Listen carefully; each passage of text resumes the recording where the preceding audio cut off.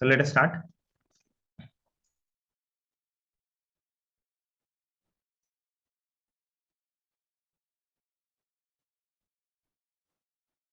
Right. So today's topic is oscillations. So, and specifically in oscillations also, we're going to talk mostly about simple harmonic motion. So we'll talk in detail about each and every word in detail.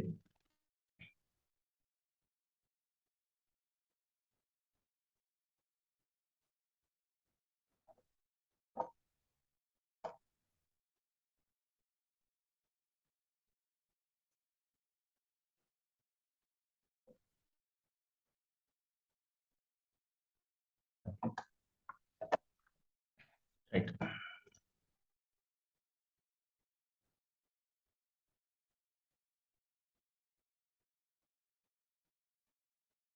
Okay.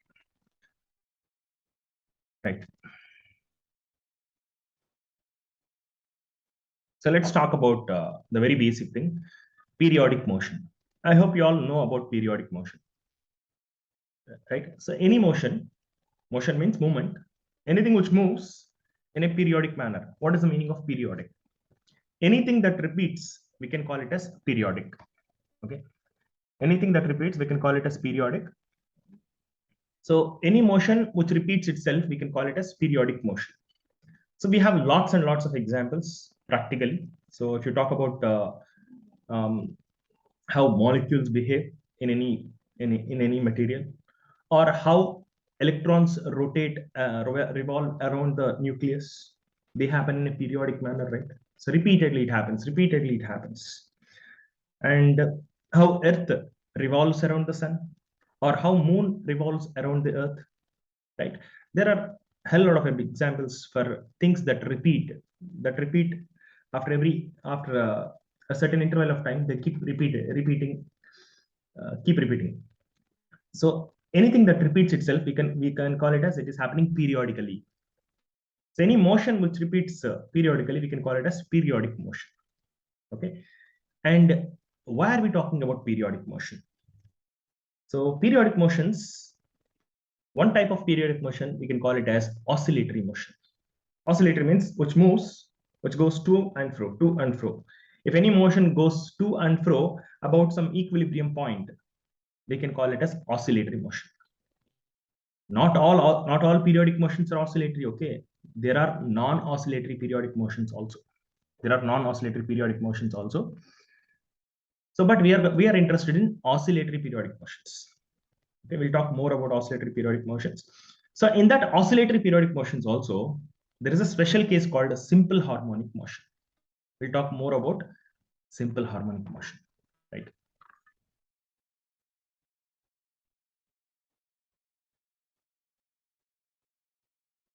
Right. See here, periodic motion can be oscillatory or non-oscillatory. Periodic motions, we can classify them into two types. One is oscillatory, another one is non-oscillatory. Okay. Give me a second.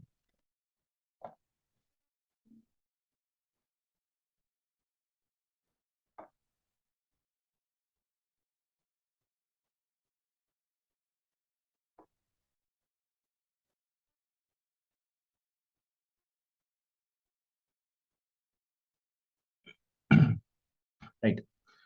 So I have given you some examples. I've already told some examples. The examples of periodic motion are moon rotating around the Earth. Why do we call it as periodic motion? Because moon revolves around the Earth every 28 days. It happens. Every 28 days, it happens repeatedly, the same way. Similarly, Earth revolves around the sun every 365 days. Once in every year, the revolution comes. Earth completes the revolution around the sun in 1 year. After every year, the same thing repeats. Periodic means exactly same thing should repeat. Only when something is repeating exactly the same way, after exactly same interval of time, that is when we call it as periodic motion. Okay, right.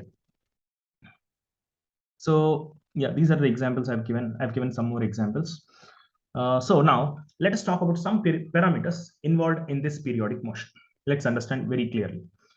So the time after which the motion repeats itself, we call it as time period. This is a very important parameter. We represent it with capital T.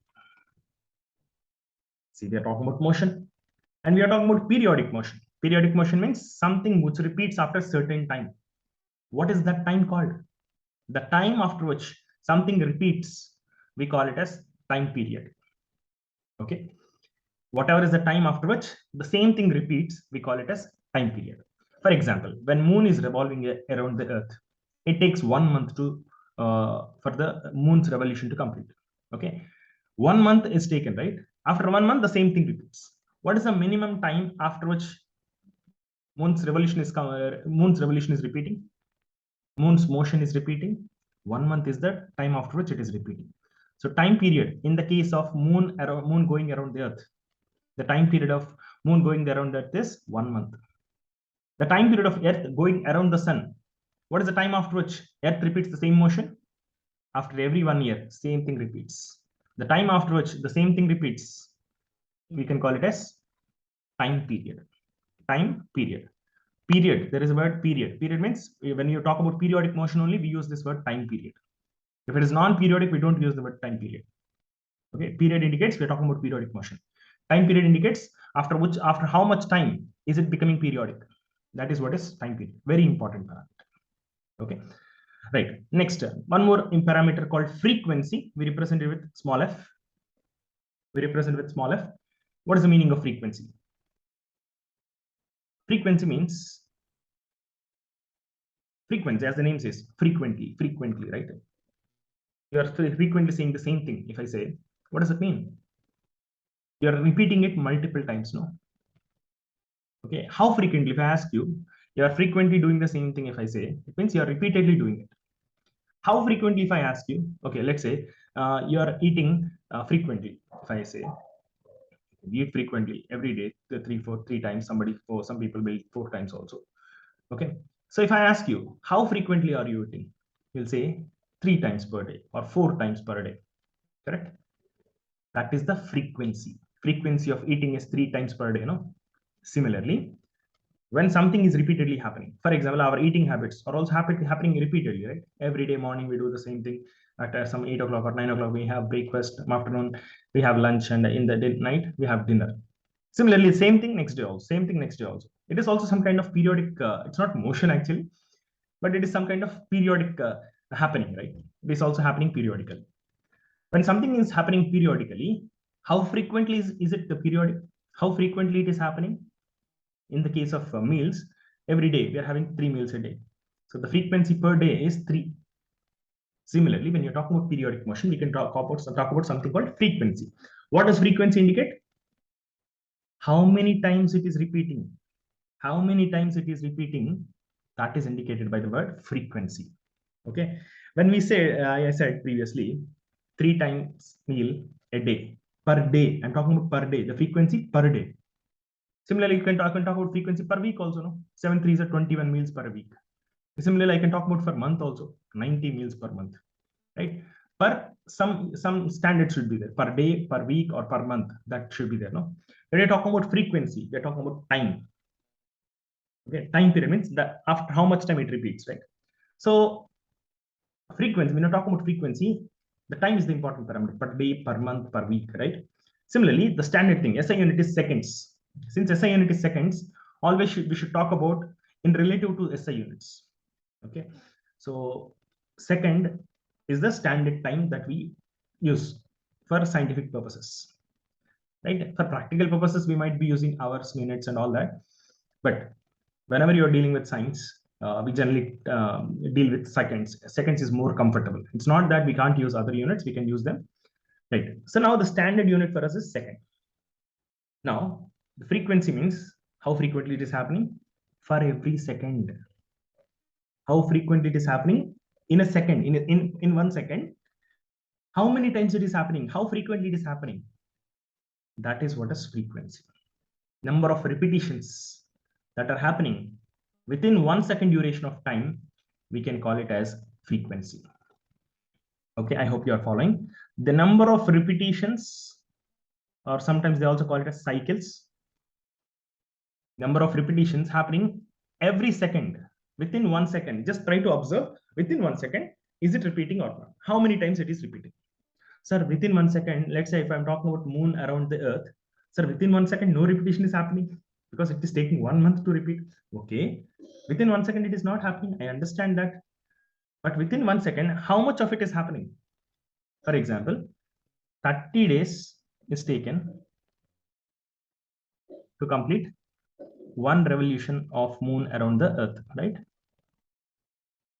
Now 30 days is taken, right? So which means in 1 second, how many revolutions will happen? 1/30 days, no? 1/30 days. Days you convert into hours into minutes, minutes into seconds. See, for every second, definitely one revolution is not completed. Two revolutions are also not completed. A small part of it is completed for 1 second, this particular case, but still a fraction of that is completed in 1 second. Total period is not completed. Multiple periods also not completed. Half period also not completed when you're talking about moon around the earth in 1 second. But a fraction of it is completed, no?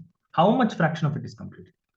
If it is more than one, if it is like 3 times per day, okay. So if I'm asking about three meals per day is a bigger unit. That's why you got 3 as a number. If you're talking about per second, you will not get even one meal also, right? But some fraction of it can happen in 1 second. No? That is what we are saying. Since the standard is second, we say how many repetitions are happening per second. Per second, it may not be one. It can be less than one also. Less than one means something that is not completed within 1 second. Okay. So I hope you're following. If you observe for 1 second duration and try to see how many times it is repeating, if it is repeating for 5 times, then it is 5 revolutions for every second. That is the frequency. If I observed for 1 second, I've taken stopwatch, I've switched on, and I've switched off after exactly 1 second, and I've observed during that time what is happening for any periodic motion. How many repetitions are happening? I've observed. If the repetition number of repetitions are 10, then 10 is the frequency. 10 repetitions per second, 10 revolutions per second. Okay, I hope you're following. Right. So if that is clear, let's go to the next slide. I wanted to teach you some other things as well.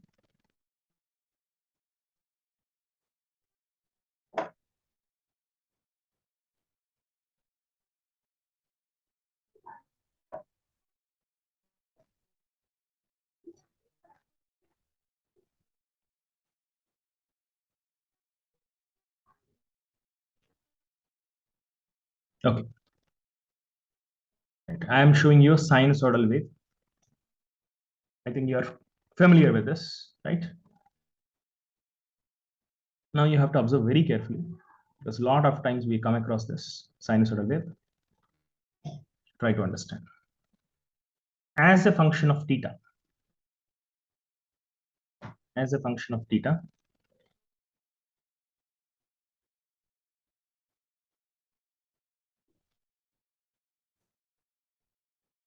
as a function of theta, what I've plotted here is sine theta.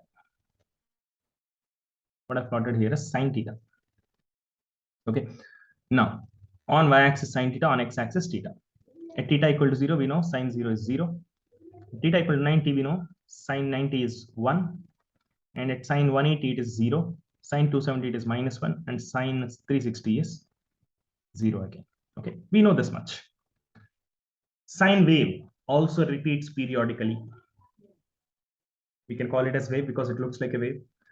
So sinusoidal variation, we practically see it in many practical scenarios. We can't see it actually. For example, the electromagnetic waves using which we communicate using our telephone. In telephone, how does telephone operate? With the help of electromagnetic waves, which means in the air there are some invisible waves. We call them as electromagnetic waves through which we communicate on the mobile phone or Wi-Fi. Or the light coming from the sun is also an electromagnetic wave. Okay, inside that electromagnetic wave, as the name says, electric, magnetic, there is electric field involved, magnetic field involved. The electric and magnetic field, they have some intensity, they vary in this form, in the sinusoidal form, which means they increase, decrease, and then increase. That keeps happening repeatedly. How the electric field intensity in any electromagnetic wave changes is periodic in nature. Similarly, the magnetic field also changes. Its intensity also changes in a periodic manner. Since it changes in periodic manner, we can talk about time period. Since it changes in periodic manner, we can also talk about frequency. Frequency and time period are the words we use only when we talk about periodic motion. No other time we talk about it. Okay, right. So sine signal. Okay, sine. This is just sine waveform, I'll call it. But now, in place of theta, let me replace it with omega t. Let me replace it instead of theta.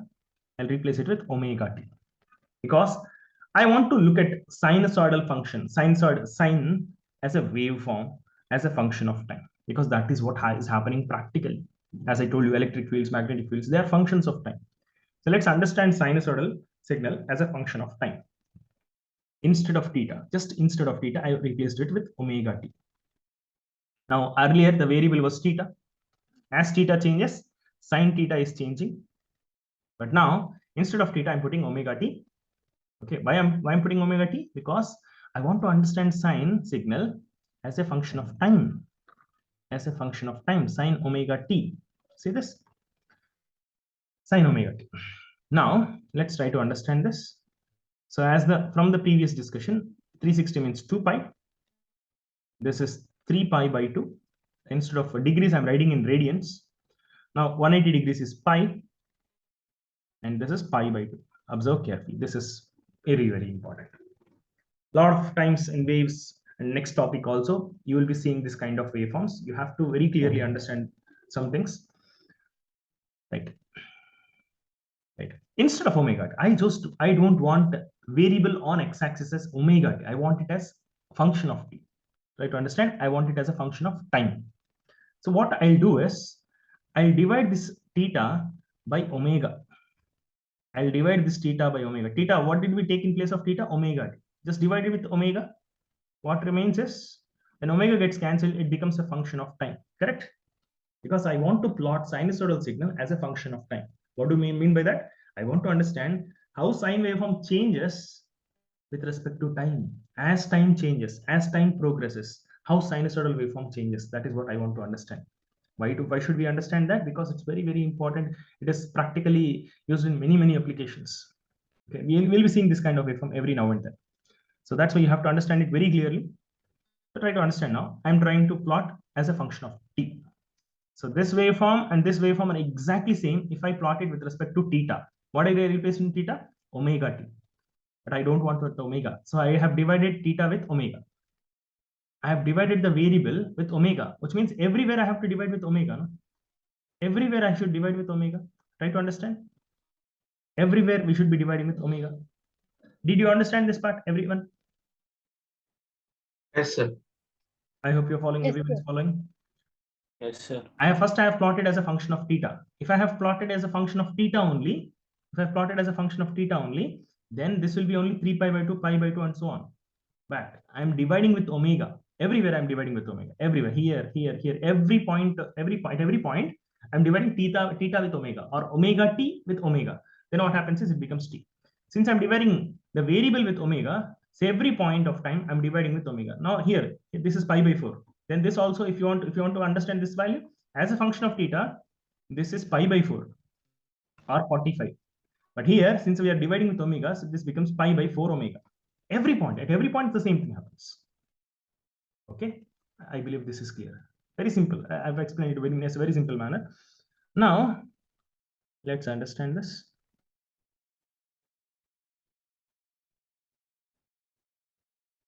Now tell me, after how much time is it repeating? This is the time after which sinusoidal waveform repeats, correct? Following? How much is that? I mean, after how much duration is it repeating?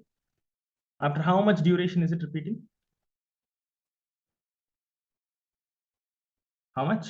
In this case, 360 degrees, correct? What is the Yes. period of this waveform? Time period. It's not time period because we are not talking about time here. It's not repeating after some time. It is repeating after some angle. So I just call it as period because time is not involved here. And since time is not involved here, I talk about period. Period means the period after which it repeats. So if something is repeating periodically, there is something called period. Period means the value after which it repeats. Since we are talking about theta here, angle, after what angle is it repeating? 360 degrees or 2 pi radians. That is the value after which this waveform is repeating. I have not plotted it, but it repeats. It repeats. You might know the sinusoidal waveform. It repeats. Right? Next. Now, since time is involved here, and this is also repeating, I can talk about, instead of period, I can talk about time period also. What is the period here? What is the time after which it is repeating? In this case, what is the time after which it is repeating? Anyone? 2 pi by omega. Excellent.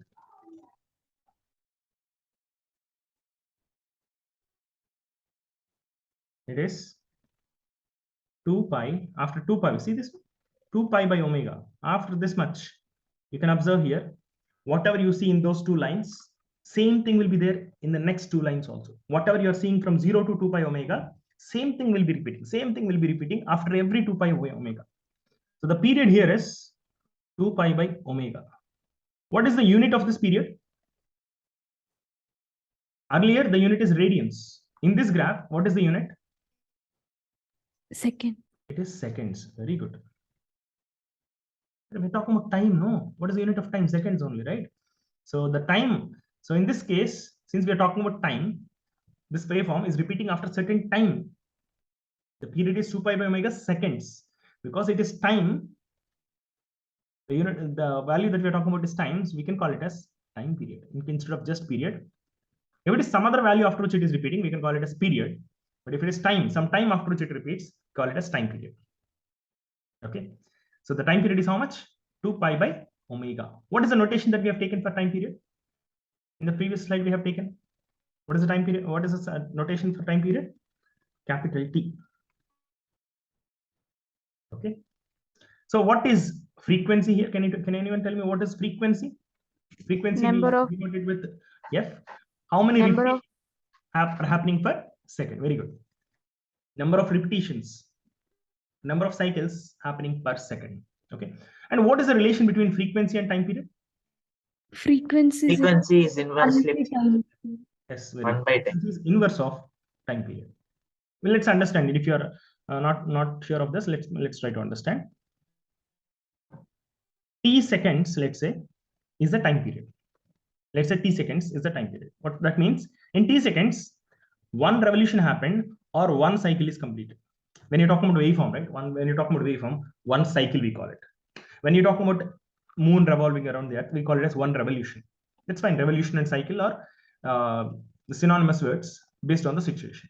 In this case, in the waveform case, it's better to use the word cycle because it looks like cycles are repeating.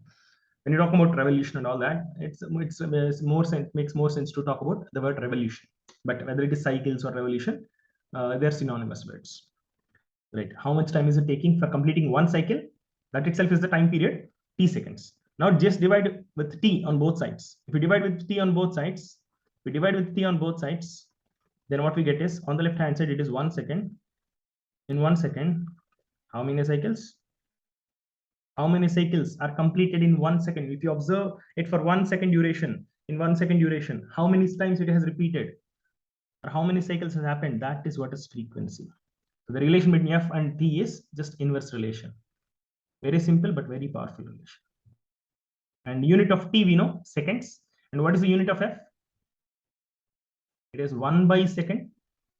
Or there is one more unit. It is hertz. Hertz. Hertz is the name of a scientist. It is named after him. Okay. So I hope this part is clear. F and T relation is clear. Now there is one more letter here, omega. This is not W. This is Greek letter omega. We call it as omega. Okay. So omega.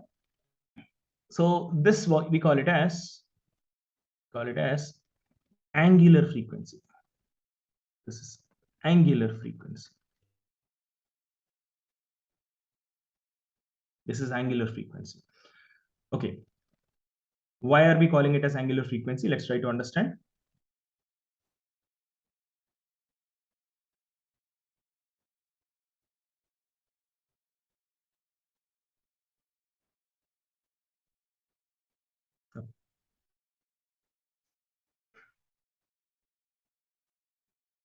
Okay. So in 1 second, we know these many cycles are happening, right? These many cycles are happening means how many for every cycle, what is the change in the angle from here to here? What is the change in this angle? What is the change in this angle? 60 degrees. Omega t. I'm talking about omega t. Omega t is the angle that is applied to sine of whatever is inside sine. That is what we call as angle. Okay, or phase also you can call it. So it has from here it is sine 0 here, and here it is sine of 2 pi. Correct? It's not sine 2 pi by omega, sine 2 pi by sine omega into 2 pi by omega, which is sine 2 pi. Now the phase has gone from 0 to 2 pi. Correct? Within one cycle itself. Within one cycle, what is the phase change? 2 pi is the phase change or angle change. Correct? Within one cycle, what is the phase change? 2 pi. For one cycle, if the phase change is 2 pi radians, then tell me in 1 by t cycles, in 1 by t cycles, what is the phase change? In one cycle, for one cycle, the change in phase or change in the angle is 2 pi radians, right? We're talking about the relation within for every one cycle, the angle should change by 2 pi. We're not talking about time, we're talking about the angle part, the theta part. We're talking about the theta part. From here, it is 0 here, this is 2 pi here, or 360. For every cycle, what is the change in phase for angle? 2 pi radians. For every cycle, there is 2 pi radians of change, right? For 1 by t cycles, how much is that? Anyone? 2 pi by t. Excellent. For 1 by t cycles, it is 2 pi divided by t. 2 pi divided by t radians. For 1 by t cycles, the change in phase is how much? 2 pi by t. Correct? 2 pi by t. So in 1 second, how many cycles are happening? 1 by t cycles are happening. If 1 by t cycles are happening, correct? In 1 second, how many cycles are happening? 1 by t cycles are happening. In 1 second, how much is the phase change or angle change? How much is the angle change or phase change? For 1 by t cycles, we just now understood for 1 by t cycles, the change in angle is 2 pi by t. So in 1 second, what is the change in phase? 2 pi by t radians is the phase change or angle change for every second. Angular frequency means what? Frequency means repetition. Angular frequency means what? What is the, how frequently is the angle repeating? Angle is repeating, no? From 0 to 2 pi, 0 to 2 pi, so 0 to 2 pi, 2 pi to 4 pi means it is same as 0 to 2 pi. Angle is repeating here. Every 2 pi, it is the same thing repeating here, repeating. Correct? So since it is same thing is repeating, we're talking about frequency here, but not normal frequency. We're talking about angular frequency. Okay. We're talking about angular frequency. How many times is the angle repeating? How many times is the angle repeating? Omega. Unit is, how many times is the angle repeating? Radians per second is the unit. And what is the relation? In 1 second, whatever is the change in the angle, how many times the angle is being changed, that is what is angular frequency. The speed at which the angle is changing, we can call it as angular frequency. Okay, fine. So this is omega. Oh, f and omega, there is a simple relation. F and omega, there is a simple relation. It is 2 pi into, what is 1 by t? 1 by t is f. F and omega, they both are frequencies. Both are frequencies. One is just a normal frequency and another one is angular frequency. The relation between them is just a 2 pi factor is there. Normal frequency, you just multiply with 2 pi, we get omega. We have discussed about 3 parameters here. Time period, frequency f, angular frequency omega. Okay, I hope you're following.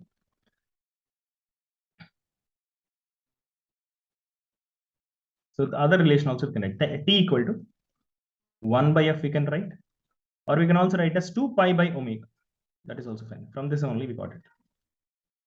T equal to 2 pi by omega we can write, or omega equal to 2 pi by. So if these three parameters are clear, we will go further.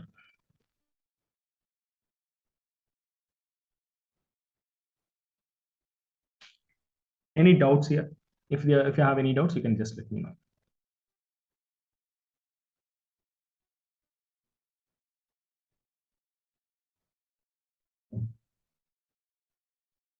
So whenever you see sinusoidal signals like this, sine of omega naught t plus phi, the phase also, that extra thing, this also can be there. Here I plotted without that. Cos of omega naught t plus phi dash, phi 1, something like that.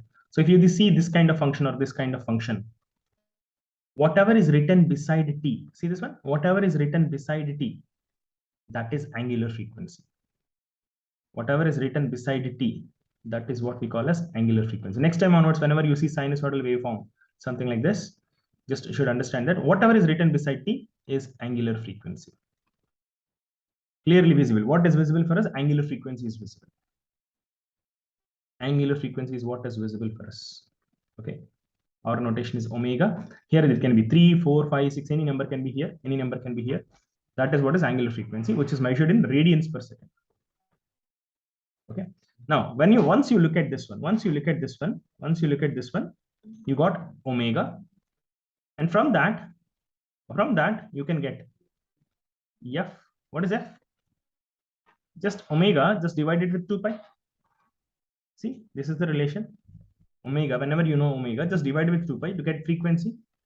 And whenever you want time period, you can find it using 2 pi by omega, or if you know f, you can just find it using 1 by f. Hope it is clear. Yes, sir. Okay.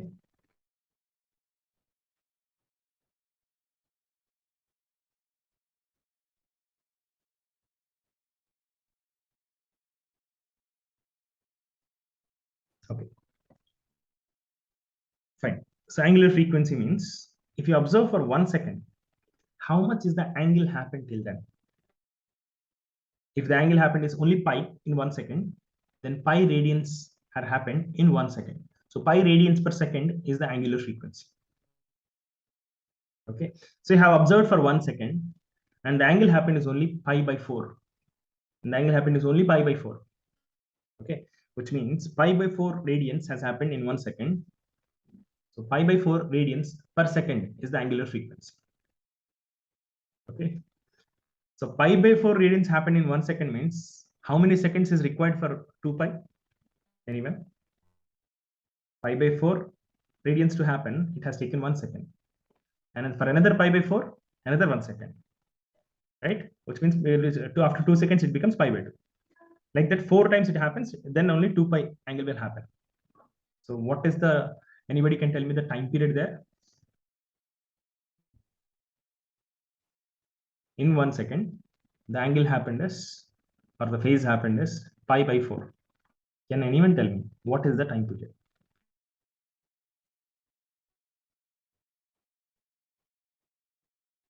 No one?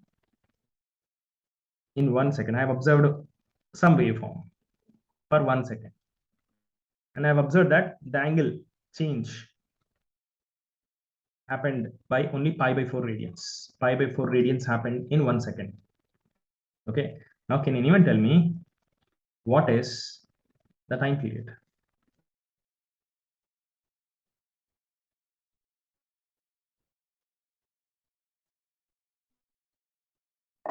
Nobody? 8. Very good. You can use the formula or you can use the common sense also. It's not a difficult thing. Okay. See, let me do it.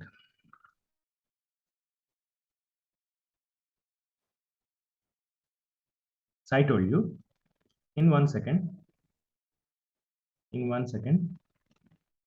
what happened? Only pi by 4 radians happened. In 1 second, pi by 4 radians happen means after how much radians it is periodic? After 2 pi radians. Whenever we are talking about angle, after 2 pi only it is periodic. Then after another second, what happens? Another pi by 4 happens. After another second, another pi by 4. Okay, like that. Another second, 1 second, 1 second, another second, another second.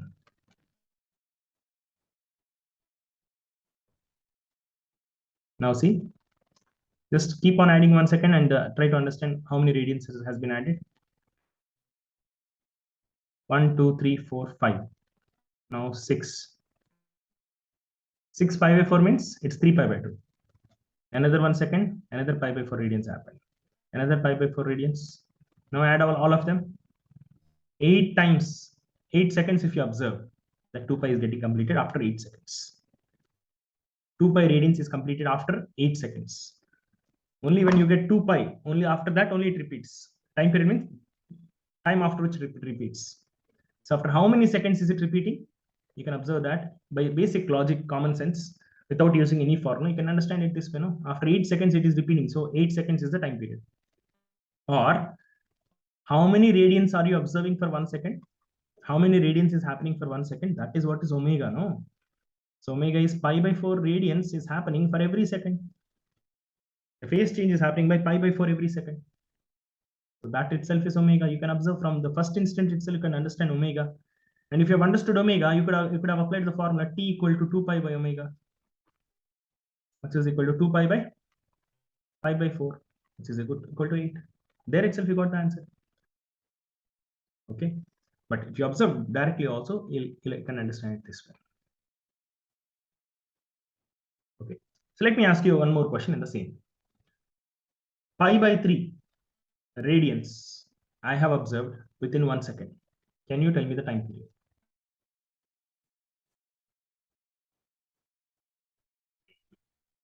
Anyone?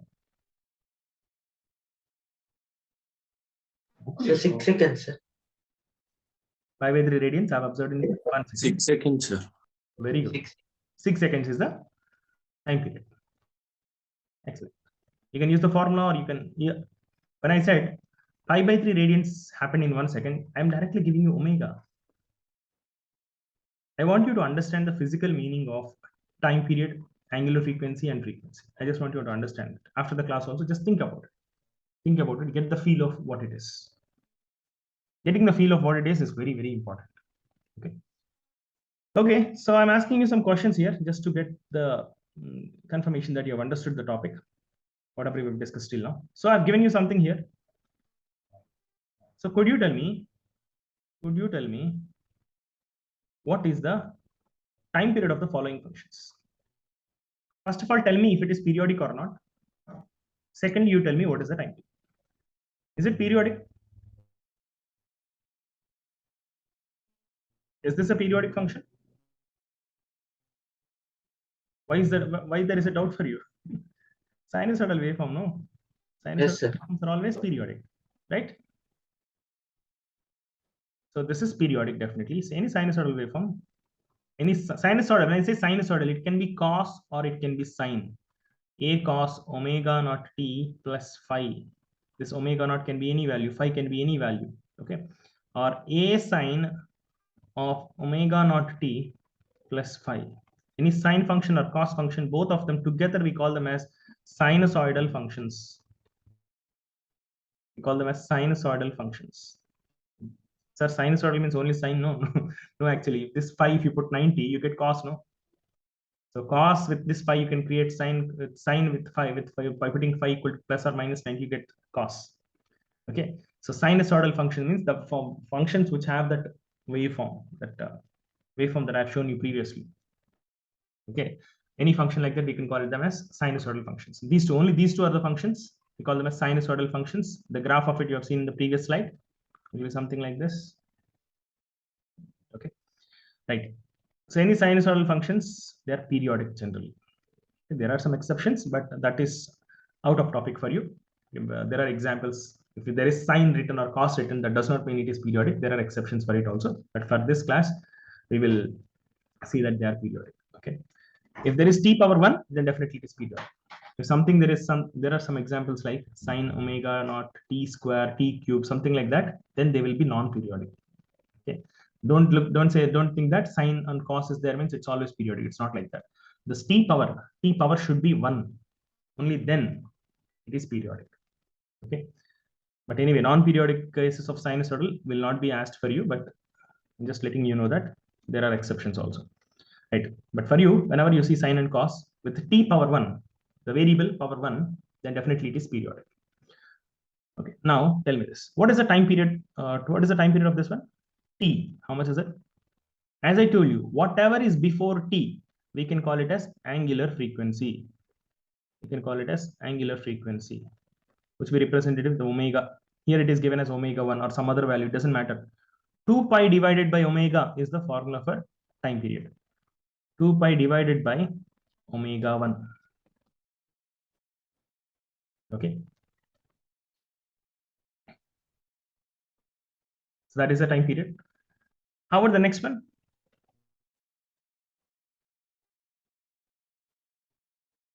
How about the next one? Is it periodic? Yes, no. This is periodic. This is also periodic. This is also periodic. If you add 3 periodic functions, will it be periodic or not? Generally, it is periodic. Generally, it is periodic. A combination of 3 periodic functions is generally periodic. Some exceptions will be there, but that is not required for you right now. But generally, if you are seeing this kind of functions, generally combination of periodic functions will be generally periodic. Now let's find out what is the time period of the first function. Let me say t1. What is the time period of the function, first function? Anyone? 2 pi divided by omega. What is omega here? What is omega? Are you able to see that? Pi.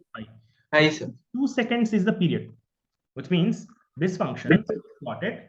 It is repeating after every 2 seconds. After 2 seconds, you are seeing that complete shape, sinusoidal shape, complete full cycle. You are seeing every 2 seconds, you are seeing the same shape. Okay. So total time period is 11/3. 11/3. Yeah. Okay. Let's see. What is the time period here? 1 second. 2 pi by omega. What is omega here? Omega is 2 pi, which is 1 second. Next, what is the time period of the third one? 2 pi by 3 pi. which is 2 by 3 seconds. Try to understand this carefully. The shape of the first one. Try to imagine it also. You can also imagine auto as well. 2 seconds it is repeating. This is 2 seconds. Second one is repeating after 1 second. So the same shape is there within 1 second itself.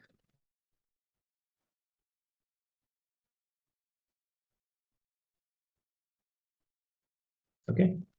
Similarly, it repeats. Third one, this is 2 seconds again. This is 1 second. It is repeating after 1 second. Second one I have plotted here. Second one. The first graph I have plotted here. Third graph. Let's plot the third graph. After 2 by 3 seconds, it repeats. After 2 by 3. By 2 by 3 seconds, it gets completed. The cycle gets completed by 2 by 3 seconds. Next, another 2 by 3 seconds, which is 4 by 3. Another 2 by 3 seconds. Another cycle. So what is it now? 4 by 3, 6 by 3. Correct? 6 by 3 is how much? Same 2 seconds. Now try to understand carefully. Is the first function repeating after 2 seconds? Every 2 seconds? Yes. Yes, sir. Is it not? Is it repeating after 4 seconds also? Yes, sir. Repeating. Yeah, I'll see for 4 seconds. First 4 seconds. Whatever I see for the first 4 seconds, next 4 seconds also, am I seeing the same thing? First 4 seconds, what will I see? I see 2 cycles. One cycle I've drawn for 2 seconds. Next 2 seconds also same cycle. 2 cycles together will be there in 4 seconds. Next 4 seconds also you'll be seeing the same thing, right? So can I say 4 seconds is also period? 6 seconds is also period. 8 seconds is also period. Period means what? The time after which. Observe that for that matters time. Whatever you see there, next period also you should see the same thing. That is what is periodicity. Correct? But when you talk about period, you talk about the minimum thing. The minimum time after which it repeats, that is what we call as time period generally. Okay, but 2 seconds is not the only period here. 4 seconds is also period. 6 seconds is also period, because 6 seconds, after 6 seconds also it is repeating. 8 seconds also it is repeating. Like that, if you keep telling, there will be multiple periods. So that's why we have standardized it as the minimum time after which it repeats. We call it as time period. Okay. We're not saying the time after which it repeats. We are saying the minimum time after which it repeats. That is what we generally call as time period. Similarly, for the second function, is it repeating after every 1 second? Second function is repeating after every 1 second. 1 second, whatever you're seeing, the same thing you're seeing in the next second also. Yes, sir. Time period of the second function is 1 second, right? Is it not 2 seconds also? Then 2 cycles. In 2 seconds, I'm talking about the second function. Second function time period is 1 second. If you observe for 2 seconds, you are seeing 2 cycles. Whatever you are seeing in 2 seconds for the second function, are you seeing the same thing in the next 2 seconds also? Yes, sir. Same thing, which means the second function has a time period of 1 second, which is the minimum time period. 2 seconds is also, it is periodic. 3 seconds also it is periodic. Next, third function, it is periodic after 2 by 3 seconds. It is periodic after 4 by 3 seconds. It is periodic after 6 by 3 seconds also. Correct? Now tell me, when you add all of them, you get some complicated function. That complicated function also will be periodic, no? Just add this function. If you add these three, you get some complicated shape. Okay, you get some complicated shape. It's very difficult to plot that shape. I don't know how to plot that shape, but you need computer to plot the shape. Manually, it is plotting is not possible. But if you plot it after 2 seconds, whatever you are seeing in 2 seconds, this one, all three of them are repeating after every 2 seconds. So whatever shape you are going to get here, same shape will be repeating. No? Correct or not? I hope you're following. If you add this function, all the three functions are repeating after every 2 seconds. See, whatever is the shape that you are seeing,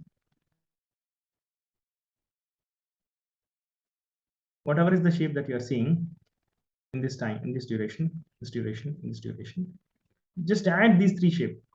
Let me say that this is the shape that you are getting. Okay. Now, from 2 seconds to 4 seconds also, you see the same thing here. This shape will be seen here. The same shape will be seen here. If the same shapes are being repeated, if you add them, the result also will be same. No, whatever is here, the same thing should be here. No? I hope you're following. So the combination of three of them, is also periodic. But with what is the period of the combination?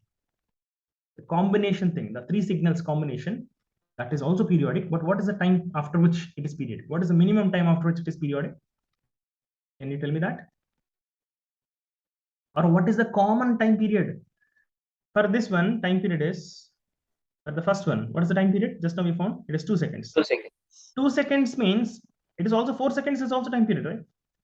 Is it not repeating after 4 seconds? Any multiple of it, any integer multiple of the time period that we found, whatever we found is the minimum time period. Or whenever you say time period, we always talk about minimum time period. After 4 seconds also it repeats. After 6 seconds also it repeats, and so on. How about the second one? What is the time period? 1 second. But it is also repeating after 2 seconds. It is also repeating after 3 seconds, and so on. Okay.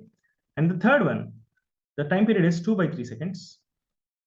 And it also repeats after integer multiples of it, which is 4 by 3 seconds, 6 by 3 seconds, 8 by 3 seconds, and 10 by 3, and so on. There are lots of time afterwards. Means time period means what? You draw two lines between those boundaries. Whatever you see there, are you seeing the same thing in the next period also or not? If that is happening, that is what is time period. So the minimum time period will be unique. The minimum time period that we find using 2 pi by omega, that will be unique. But multiples of it also can be called as time period. Now tell me, what is the common between all of them? What is the common time period between all of them? What is the common time period? 2 seconds is there here. 2 seconds is there here. 2 seconds is there here. All three of them are commonly periodic with 2 seconds. which The means time period will be 2 seconds, sir. correct. The combined or common time period for all of them is 2 seconds. The physical meaning, if you plot it as a diagram, that this is the explanation diagrammatically. If you add the shapes of all of them, if you add this sinusoidal shape looks like this, the second sinusoidal shape looks like this, third sinusoidal shape looks like this, all those three, if you add, maybe you will get some complicated shape like this. That complicated shape also repeats after common time period. What is the common time period in this case? It is 2 seconds, which we have analyzed with common sense without any formula. But observe this one. Are we talking about the multiples? No, we're talking about multiples, right? We have talked about multiples of the time period here. We're talking about multiples of time period here, correct? We're talking about multiples of time period here. We want common multiple, correct? Hello. We're talking about common multiple or not? And we're talking Yes, about sir. time period means minimum time period is what we want. So we want minimum common multiple or least common multiple. Have you heard of that concept in school? Yes, sir. LCM only, no? Yes, sir. If you just find LCM of the individual time periods, you'll get the time period of the combined signal. Is that okay?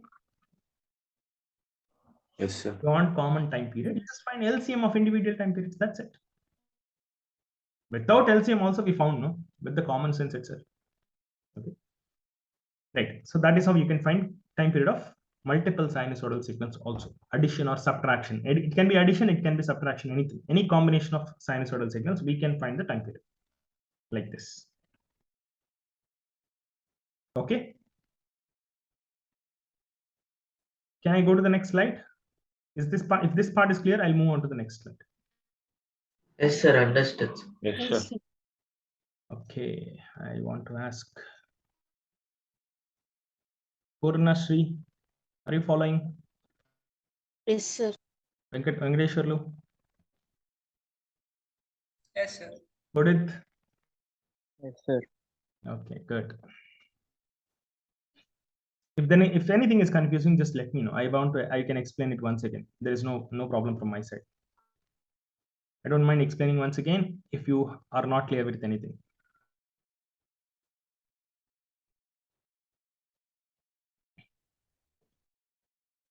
So after the class, kindly revise the notes. Okay, don't miss the notes. Just revise it once because this is conceptual part, right? So if you revise once, then when you're doing problems, it will be easy because these concepts will be repeatedly being used in the next slides or next topics. So that's why you have to be confident of this part.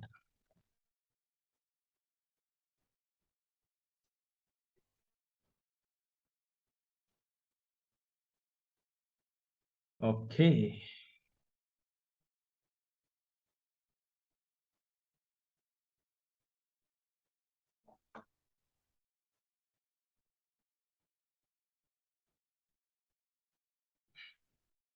Okay, right.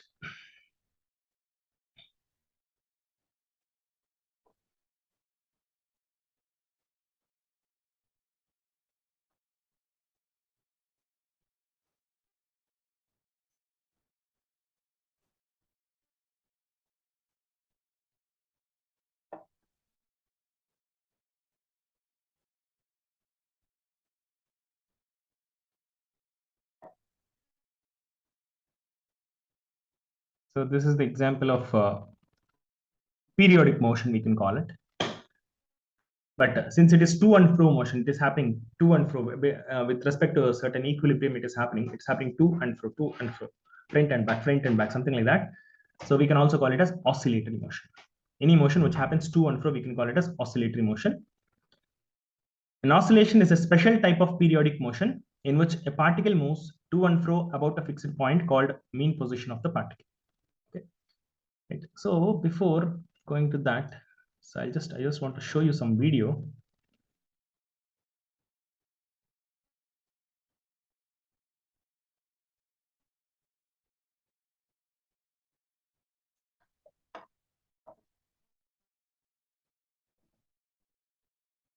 Examples of some periodic motion.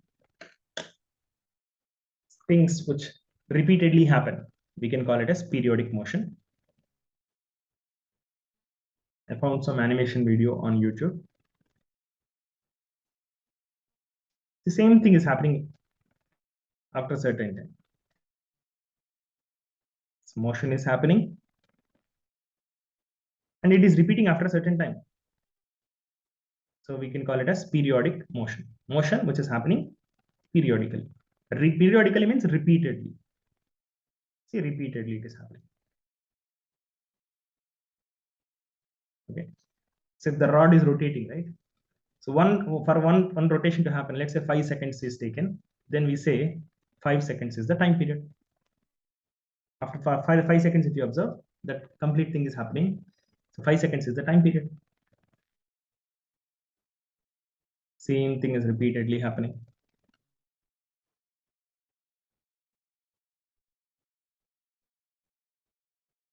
Right?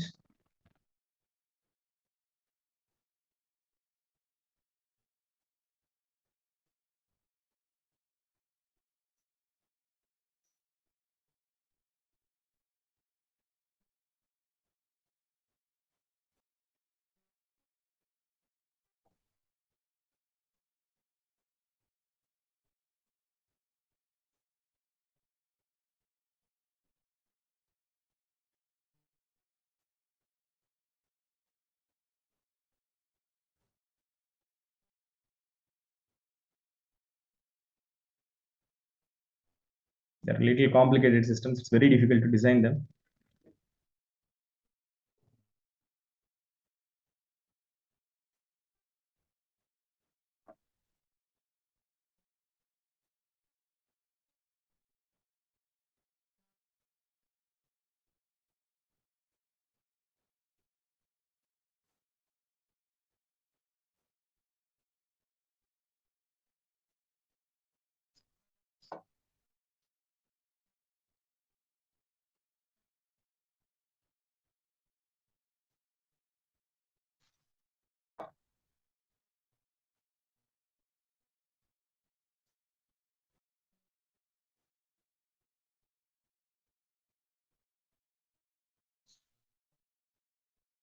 Okay.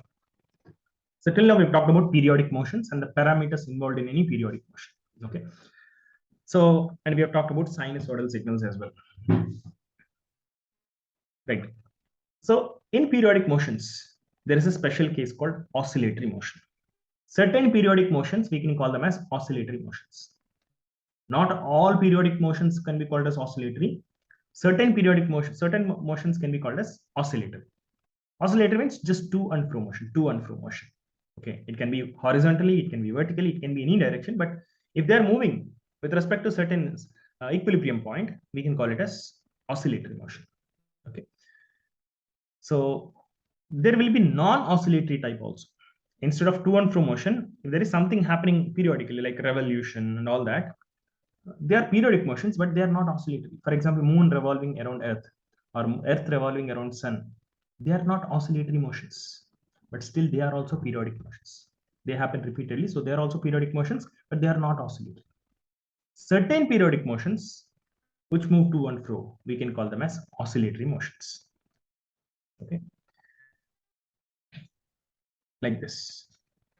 This is one example of oscillatory motion. There will be many such examples, but this is one example of oscillatory motion. Okay, see this one. This according with respect to the mean position. Here they are written.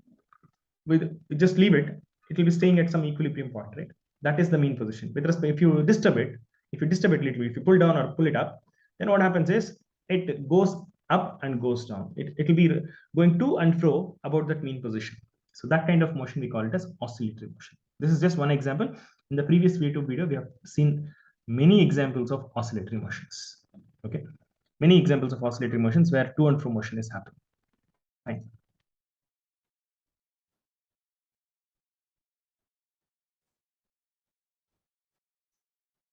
Okay.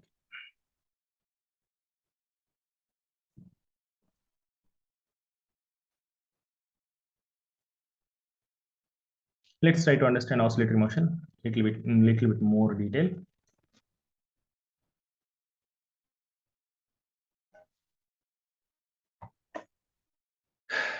Whenever you talk about oscillatory motion, there is always something called mean position.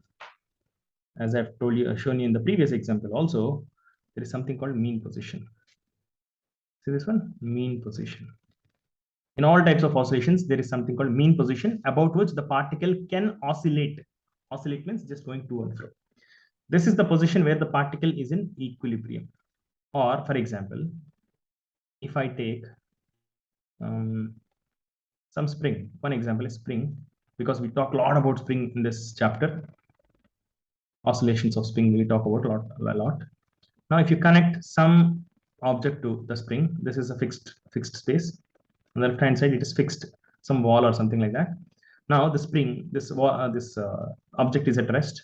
Now you're putting it on some surface, frictionless surface, let's say. Now this is at rest. Okay, whatever position it is at, when it is at rest, that is what is this position. This position is equilibrium position. We call it as equilibrium because equilibrium means what? At rest. Or equilibrium means the position where, see this one, position at which net force on the particle is zero. Whenever the net force is zero at a certain position, we can call it as equilibrium position. Equilibrium means it is equally balanced on all sides. Equilibrium means it is equally balanced on all sides. There might be forces, but they are balancing each other. I'm not saying equilibrium means there will not be any force. There are forces acting, but they are balancing each other, which means the net force will be zero. In equilibrium position, net force will be zero.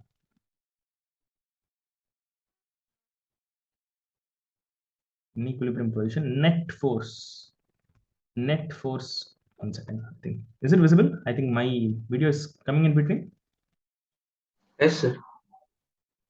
Visible or my video is disturbing it? No, sir, it is visible, sir. It is visible, okay. So net force is zero. Okay, net force is zero. At equilibrium position, always net force is zero. Now, if you disturb it, now you can disturb it. Now you just push it with some force. Just pull it with some force and just leave it. Then what happens? Imagine on a frictionless surface. Once you push it from mean position, this equilibrium position we also can call it as equilibrium position. We can also call it as mean position. Mean position or equilibrium position, they're all same thing. They can use some other words also for this, for the same position, this position. Now from this position, because of this force, what happens is this object can move to here. And once you remove that force, what happens? This object can move to this place, and then to this place, the spring might get compressed. Okay, so it moves according to with respect to equilibrium position. If you pull it and just leave it, what happens? This object will go to the mean position, but by the time it goes to the mean position, it has some velocity. Because of that velocity, it will travel further and compress the spring. When it compresses the spring, again the spring pushes back and it comes this way, that way, this way, that way. It goes to and fro. Okay, right. So we'll talk more about the spring part a little later. Right. So let us quickly understand few terms here. So position at which net force on the particle is zero, we call that position as equilibrium position. Okay. Is that correct or not? At this place, net force is zero. Whereas when the object is at this place, is the force zero? You have pulled the spring. What is the spring trying to do? Spring is trying to pull it back. Correct?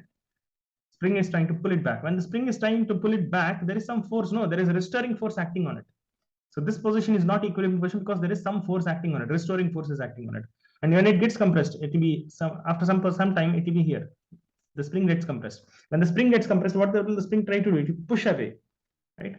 So that there is a restoring force acting. There is only one place at which the net force is zero, and that position is what we call as equilibrium position. And above that equilibrium position, the motion will happen. Right, next point. If the particle is displaced from the mean position, due to this displacement, some forces appear on it, which act on the particle in a direction directed towards its equilibrium position. Okay, I'll explain a little bit more.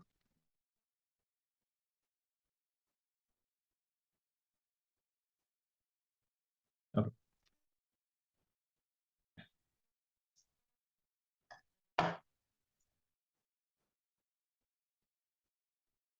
See this one, this example.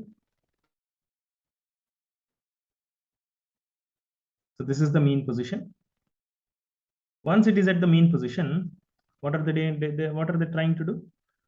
They are trying to disturb it just by pulling it. Once they disturb it, we have applied some force, we have done some work. Whatever work we have done, that is stored as some energy. Because of that energy, what happens is, because of that energy, it comes down. It goes when it comes down, what happens is the restoring force is pulling up. Whose restoring force is pulling it? The spring's restoring force in this case. The spring's restoring force is pulling it back. Okay, and once it goes to the mean position, it will travel further because of the work we have done. It is stored as energy. That energy will push it further up. When it's pushed up, the spring is getting compressed. When the spring gets compressed, spring does not want to stay in compressed state or expanded state. It will always want to stay in its original length. When the spring is at its original length, only then there is no restoring force. Otherwise, what will spring try to do? Always spring will try to regain its original length. When if you expand it, it will try to compress itself. When you compress the spring, it will try to expand itself because spring always wants to regain its original length. Okay, right. Now try to understand.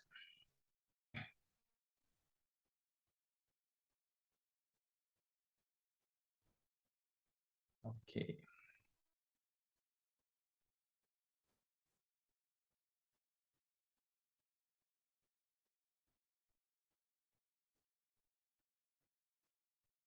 Now, see this one. This is the mean position. Now, as the spring is pulled down, as the spring goes down, what is the direction of displacement? Anyone? As the spring goes down from here, from the mean position, as the spring goes down, can I say this is the displacement vector? Is the displacement vector downwards? Yes, no? The displacement vector is downwards, correct? Yes, sir. But when the spring is at this position, when the spring is at this position, I'm staying at this position, okay? When the spring is at this position, what is the spring doing? I've pulled it a little bit, okay? I've pulled it and left it. It is oscillating, okay? I'm trying to analyze. When it is oscillating, I'm trying to analyze at one position. At this position, it is trying to oscillate between these 2 points, okay? As they are showing here, it is trying to oscillate between these 2 points, okay? But I'm trying to analyze at a particular place. From here, as it goes down, at this point, the displacement is downwards.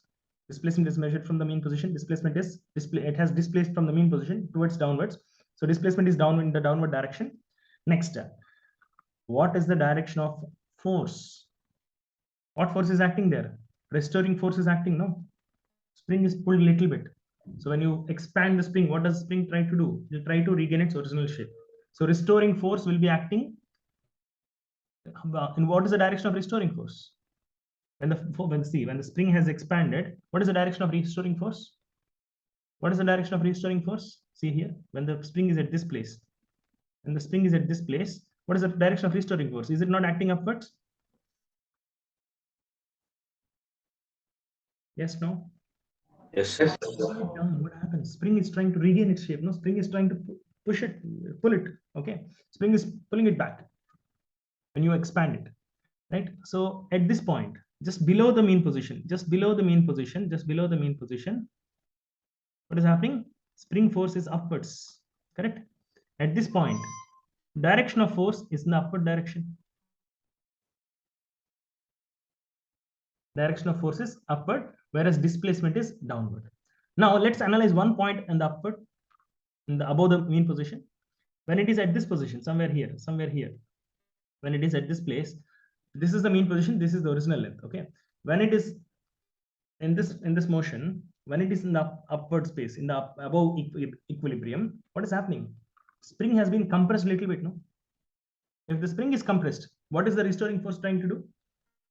Restoring force in the spring always tries to get back to its original length. When the spring is compressed, it tries to expand so that it can get back to its original length. So what is the force in the spring? What is the direction of force? At this point, direction of displacement is upwards. What is the direction of force? Anyone? At this point, direction of displacement is from here. It has displaced to this position. This is the direction of displacement. And what is the direction of force here? Downwards. Downwards, right? correct? Because when it is in this position, the spring has been compressed. When the spring is compressed, spring is pushing in the opposite direction. Spring is always pushing in the opposite direction of its displacement. See here, displacement is in this position, displacement is in the downward direction, but force is in the upward direction. Whereas in the above the equilibrium position, displacement has happened upwards from the mean position, displacement has happened upwards, but the restoring force is trying to pull downwards. So that's why the force is done in the downward direction. Hope you're following. Yes, sir. As the object goes away from the mean position, as it goes away from the mean position, displacement is having one direction, but the restoring force is opposing the displacement. So that's why restoring force will be opposite to direction of displacement. The direction of displacement and restoring force is opposite.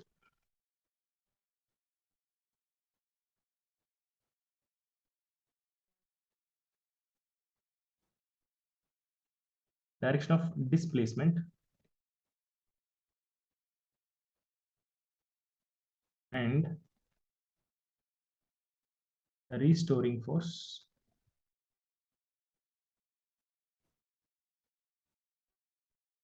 is always opposite. I hope you understood this point. Simple point I've explained here. Very important point. Is always opposite in any oscillatory motion. I've taken the example of spring system to explain, but in any oscillatory motion, the same thing happens.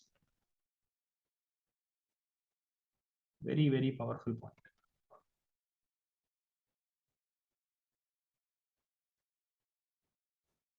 Now tell me this. How about this point? Let's try to understand this highest point and lowest point. This highest point corresponds to highest displacement, correct? The highest point corresponds to highest. See here, from here, it has displaced by the highest amount. Correct? Displacement is highest. Displacement is maximum. But at this point, how about force? Is force maximum or minimum? At that highest point, is the spring compressed? Highest compression happened or not? Highest compression happened or not? The spring is compressed, no? At this highest point. Yes. This one, when it has come here, when the spring has come here, that is the highest compression happened. Highest compression means highest restoring force will be there or not? Is the restoring force highest? See, you might have example, the simple, you might have played with spring, no? When you press the spring more, that will push you back more, no? With more force. If you press less, the restoring force is also less. When you press more, the restoring force is also more. The power with which the spring pushes you back is the force with which you push it. Or the displace, how much you have displaced it, how much you have changed the size of it. If you have decreased its length by more, the force, restoring force also will be more. Right? So when S is max, can I say the force is also max? The restoring force is also max? Correct? Similarly, at the lowest point also, the displacement is maximum, correct? From here to here, displacement is maximum or not? Till now we have talked about this point. Till now we have talked about this point. Here, this point, here S is maximum. And force is also maximum there. Right? And at the lowest point, we know that displacement is maximum below the mean position. And is the force also maximum there?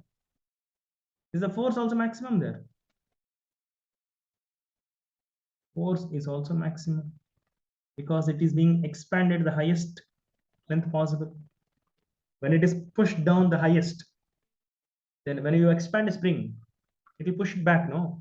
When you expand it more, it pushes back, it pulls it with more force. The restoring force is always proportional to magnitude of displacement. Can I say the statement? Restoring force is directly proportional to displacement. If displacement is more, the displacement of the spring with respect to its mean position, the displacement of the object with respect to its mean position, if it is more, then restoring force is also more. When the displacement is more, restoring force is more. When the displacement at the mean position, we can say that is equilibrium position. At equilibrium position, force is 0. See, displacement is 0, force is also 0. Displacement is maximum, force is also maximum. At the lowest point, displacement is maximum, force is also maximum. I hope it is. Are you following? I hope you're following this. Yes, sir. Let's see that Yes, sir. force is directly proportional to displacement. Can we say that? In terms of magnitude, displacement magnitude, displacement is a vector, no? So force is directly proportional to displacement's magnitude, but restoring force is always opposite in direction to displacement. Displacement and force, they're proportional to each other in terms of magnitude, but they are having opposite direction. Mind this, they're having opposite direction. So if you want to write it, we write it as proportionality, means you can write it as equality, right? So displacement magnitude, you can take it as x or s. Here I have taken it as s, but you can take it as s, x or s, anything is fine. Some constant times x or constant times s, we can write it. But since the direction is opposite, restoring force and displacement, they are having opposite direction, we put a minus sign to accommodate that. Observe this carefully. F equal to minus kx. Have you observed this equation? For a spring also, you might have written this equation. F force, spring force is equal to kx or something like that. K is a constant, spring constant we call it. K is a constant. You can write any some other variable also for constant. X is the displacement. F is the force. Force and x displacement, they are proportional to each other. This minus sign indicates the direction between direction of force and direction of displacement. Since they're opposite, that is, there is a minus sign here. Since they're proportional to each other, we are writing it as F equal to kx. I hope you're following this. Simple relation. When this relation is satisfied, any relation, any motion, any oscillatory motion which satisfies this relation, any motion, any oscillatory motion which satisfies the relation, we can call it as SHM. Any oscillatory motion which satisfies this relation, we can call it as simple harmonic motion. Not all motions are simple harmonic. Not all oscillatory motions are simple harmonic. Simple harmonic is a special case of oscillatory motion where this relation is satisfied. Okay, oscillatory motion means the oscillations can happen, but the force and displacement relation should be exactly like this: F equal to minus kx. Only then we can call it a simple harmonic motion. It is the simplest case of oscillatory motion. Oscillatory motions can be complicated. The simplest case of oscillatory motion is simple harmonic motion, we call it. And we call it as simple harmonic motion only when this relation is satisfied. Otherwise, no. Simple. This is the only point that is very, very important. Simple harmonic motion means this relation should be satisfied. If this relation is not satisfied, then it is not a simple harmonic motion. Okay. Or you can also write it as F equal to minus k, some constant times some displacement, x is displacement.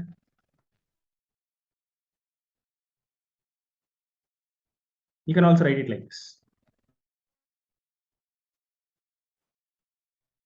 kx minus kx, or minus k into x minus x naught is also okay. This or this, anything, both of them we can call it a simple harmonic motion. Okay. If this is not happening, that might be oscillatory motion, but not SH. Our interest is only in SH, not even an oscillatory motion. We are interested in a special case of oscillatory motion called simple harmonic motion. This example I've discussed here, it is oscillatory motion, but specifically it is simple harmonic motion. It is the simplest case of oscillatory motion. Okay. So I hope it is clear till this point. Yes, sir. Yes, sir. Okay.